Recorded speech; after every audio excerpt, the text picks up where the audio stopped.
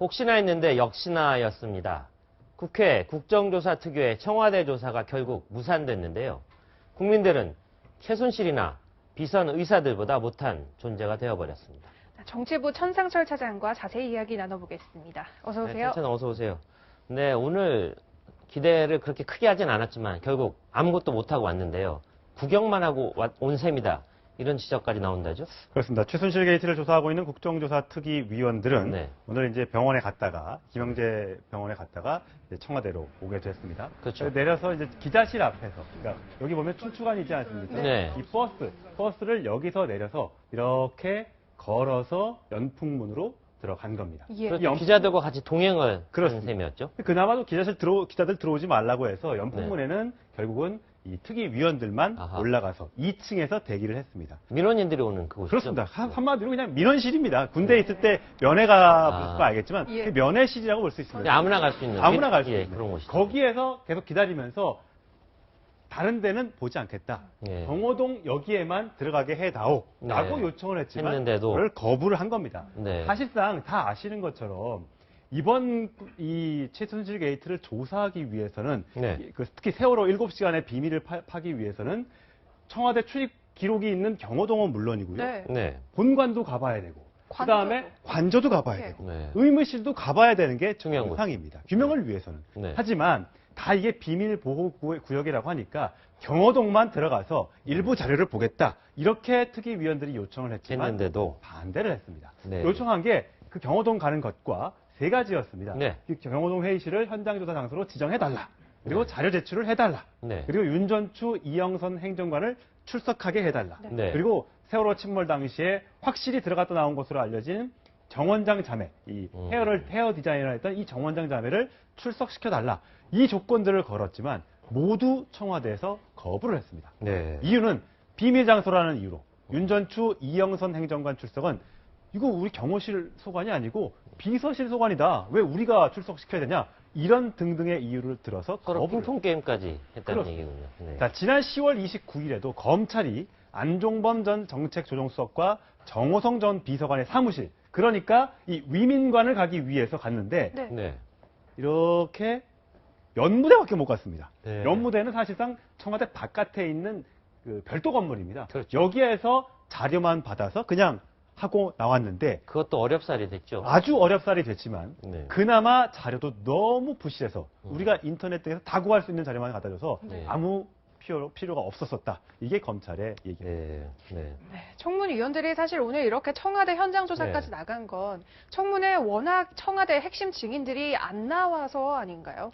그렇습니다. 뭐 네. 최순실, 정유라, 네. 정윤회 이 가족 3인방은 물론이고요. 장시호만 나왔죠. 그렇습니다. 이 청와대 핵심 관계자 7명도 이런저런 이유로 국정조사 출석을 거부했습니다. 네. 불출석 사유도 참 가지가지입니다. 네. 안종범, 정호성 비서관은 수사 중이라는 이유로, 검찰 수사 중이라는 이유로, 네. 안봉근 전 비서관은 입시 앞둔 딸에 악영향을 준다는 이유로, 이재만 전 비서관은 건강이 나빠서 스트레스, 수면장애 등의 이유로, 그 다음에 윤전추 이영선 행정관은 아시는 것처럼 휴가 중이란 이유로 청문회에 나오지 않았습니다. 네. 김한수 전 행정관은 주소가 확실치 않아서 아예 어디 있는지도 그냥 모르는 출석 명령서를 전달조차 못했습니다. 네. 비선 의사들은 부인까지 대동하고 낮이고 밤이고 마음대로 청와대를 들락거린 것과는 대조적인데 말이죠. 청문회에서 나왔던 얘기 직접 들어보시겠습니다.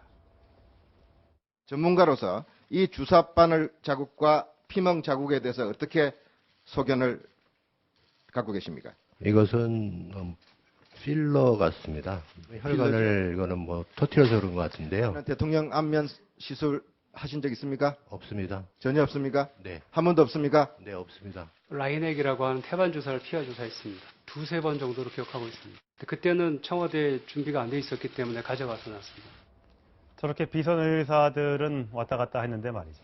네. 차은택 장시호 씨는 그래 재판 중인데 청문회장에 나왔고요. 김기춘 전 비서실장도 모르쇠로 부인을 했지만 국회는 일단 나왔습니다.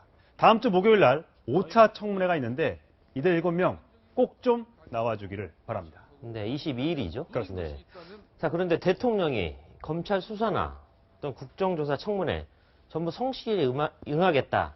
이렇게 공언하지 않았습니까? 그게 네. 참 문제입니다. 박 네. 대통령은 무려 3번의 담화를 통해서 네. 검찰 수사 받겠다, 특검에도 임하겠다, 네. 국정수사 철저히 받겠다라고 철저하게 약속을 했는데 그 약속이 공연불이 됐고 결국 그게 230만 촛불의 힘으로 탄핵까지 이어지게 된 거 아니겠습니까? 네. 대통령의 빌공짜 공약 들어보시겠습니다. 저는 이번 일의 진상과 책임을 규명하는 데 있어서 최대한 협조하겠습니다. 이미 청와대 비서실과 경호실에도 검찰의 수사에 적극 협조하도록 지시하였습니다. 지시를 했는데 경호실과 비서실이 말을 안 들은 건지 네. 지시를 하지 않은 건지 참 국민들은 궁금해할 네. 수밖에 없고요. 오죽하면 국민의 대표인 국회의원이 쪽제비과 동물인 오소리만 못하다, 국민들은 오소리만 못하다 이런 얘기까지 나왔겠습니다. 그렇죠. 직접 들어보시겠습니다. 한갓 강남 아줌마에 불과한 최순실이 관저 등 청와대를 휘젓고 다녔는데 왜 국민을 대표하는 국회의원이 못 들어가느냐?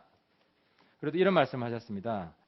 청와대 경호실은 청와대에 출몰하는 오소리가 몇 마리인지도 다 체크한다. 그런데 최순실이 들어오는지 나가는지도 모른다는 것은 정말 전직 경호원 출신들로 치욕스럽게 생각한다. 네. 모소리만 못하다. 참 시사하는 바가 많은데요. 오늘은 박근혜 대통령 탄핵 소추안을 담당하는 변호인단이 이제 공개가 됐는데 노무현 전 대통령의 변호인단과는 상당히 면면이 다르다면서요. 그렇습니다. 지난 2004년 노무현 전 대통령의 탄핵 심판을 네. 변호했던 변호사의 면면, 12명의 변호사의 면면은 네. 영화로 따지면 어벤져스급이다. 초호화급이었죠. 초호화급이다 이렇게 네. 표현할 수 있겠습니다. 이용훈 전 대법원장, 한승원 전 감사원장, 박시환 전 대법관, 문재인 당시 민정수석까지 12명의 메머드급 변호인단을 꾸렸습니다. 자, 그때 당시에 문재인 당시 민정수석의 변호인의 얘기를 직접 들어보시겠습니다. 탄핵 사유도 전혀 없는 만큼 당연히 각하 또는 기각되어야 된다.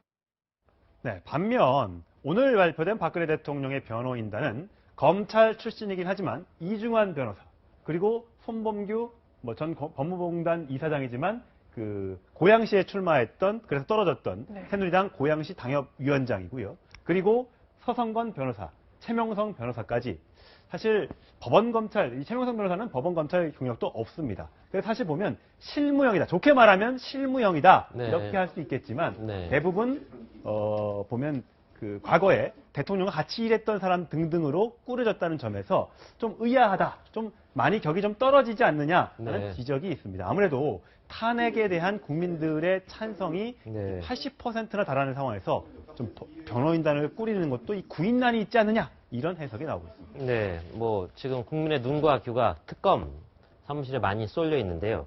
그곳에서 웃지 못할 해프닝이 있었다죠? 예, 준비한 영상 보면서 설명을 네. 드리겠습니다. 네. 자, 서울시 강남구 대치동 특검 사무실 1층입니다. 엘리베이터 고장났습니다. 1층인데 저렇게 특검보들이 점심시간에 12시에 12시 반에 내려와야 되는데 네. 못 내려오고 저렇게 사다리를 이용해서 엉덩이를 내밀고 네. 그렇게 억지로 빠져 나오고 있습니다. 아. 얼굴 저렇게 시뻘개져 나오는 사람의 얼굴 네. 특검보 얼굴도 보이고요. 저렇게 뒤로 모양 빠지게 바지가 뒤가 좀 이렇게 펴져 있는 모습도 잠깐 보였는데 네. 오늘 낮 동안 엘리베이터 30분 동안 갇혀 있다가 저렇게 소방대원들이 출동을 해서야 가까스로 구조가 됐습니다. 네. 특검이 본격적으로 가동 전인데 액땜을 한 것인지 앞으로의 수사에 험로를 예고한 것인지 관심이 끌리고 있습니다. 근데 앞으로 기자들도 많이 취재를 위해서 저 건물에 갈 것 같은데요. 엘리베이터 안전도 중요하다고 생각합니다. 네. 지금까지 정치부 천상철 차장이었습니다. 수고했습니다. 감사합니다.